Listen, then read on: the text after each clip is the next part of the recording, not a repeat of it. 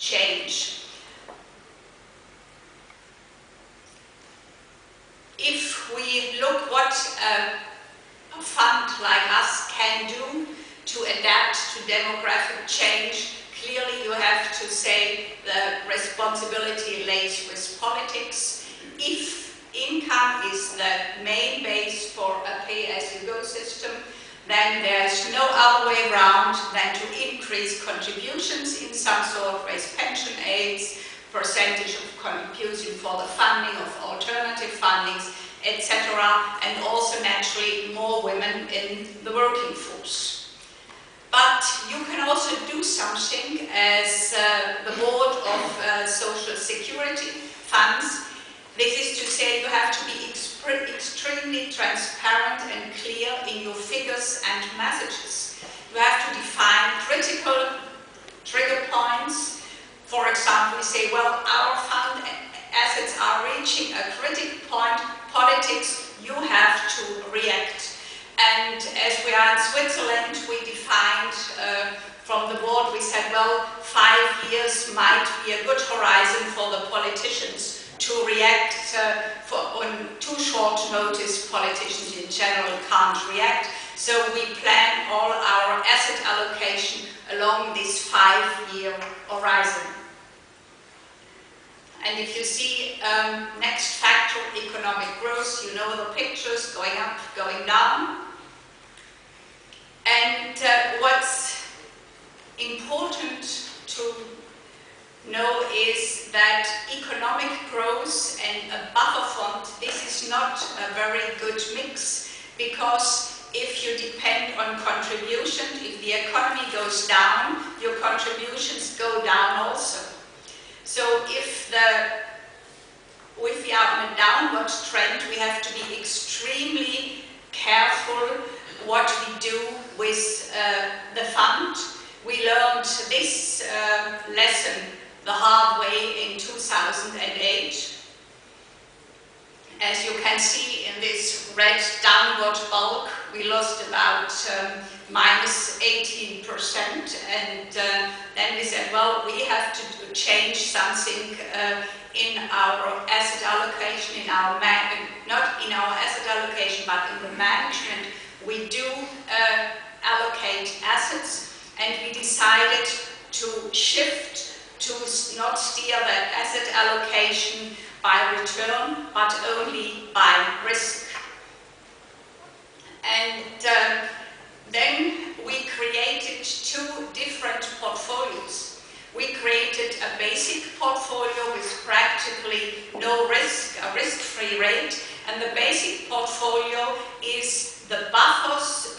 It's defined by cash flows, so we are able between these time horizon of 5 years to pay out the rents, the difference between inflow and outflows. So this our basic portfolio, so we can be comfortable with, so we know we can pay out every 5th of the month, we can pay out the rent. And second, we have a market portfolio, and with the market portfolio we could be much freer, we could invest more in a more risky style, because we know with our basic portfolio we are on the stable and sure side.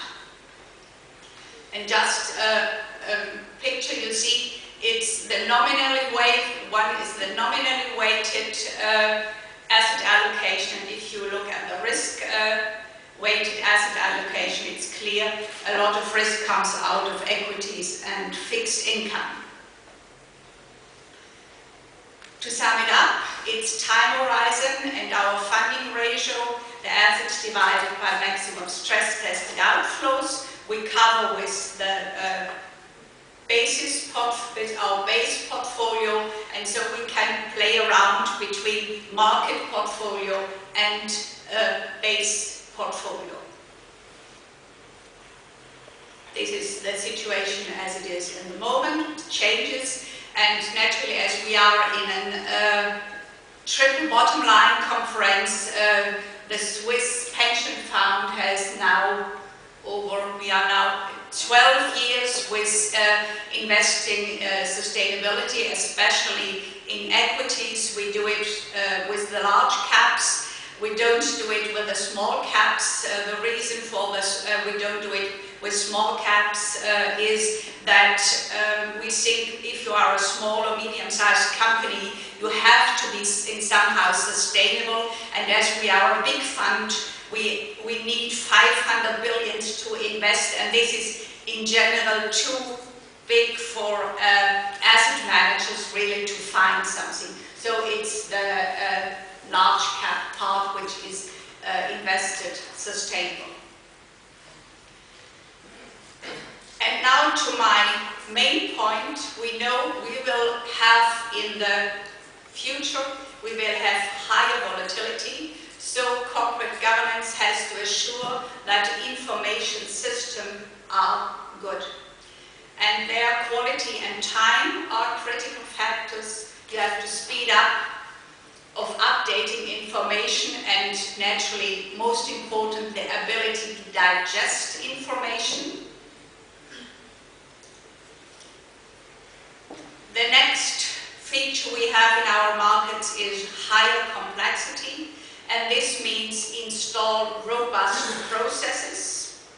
It's extremely complex to rebalance between the market and the basis portfolio. How do you cope to do it? You have to define how to rebalance, which kind of financial instruments are allowed, when to do it. Trigger points, as mentioned, are very helpful. You have to have a good monitoring the results and define who is responsible for reporting and controlling to the board of directors. We created for this the position of a risk manager which reports directly to the board. And let's go just briefly stop at this. If you are not able really to cope with complexity, then go back to basics, then be very, very simple. Don't play around with market basis portfolios. If you think you are really able and you can install all these different processes, then you are well off, but otherwise stick to more simple instruments. Responsibilities, define responsibilities. We learn it's extremely important, especially in times of crisis. Play by the rules, define your set of rules and regulations, be very transparent. We put all the regulations on the internet. If you look up the internet site, I'm sorry, it's only in German or French. In Switzerland, all the regulations are on the internet. We have a long tradition also of voting in general assemblies. All our rules are on the internet, and in principle, companies can see how we will vote. We don't disclose what we are voting, but if they read our rules correctly, you can easily find out how we did vote in a general assembly. And what's also important, look for the checks and balances. There are 11 members in the board of directors, and as in Switzerland we are in a country with a lot of checks and balances. 4, including the president and myself, vice president, are from those who are insured. 3 are from the employer side, 3 from the employee side, 1 from the confederation. And there are 3 government representatives, but those 3 don't have a vote. So they can't vote in our, if we decide on something. It's our organizational setup. In short, good governance, it boils down to people. First with commitment and vision, adapt to changing frameworks. And what's really important, and this I learned also with sustainability, focus and implementation. Start doing things, because only by doing you can learn out of your errors and failures, and you will go on. And doing good has to be done well. I think that's the real challenge. Thank you.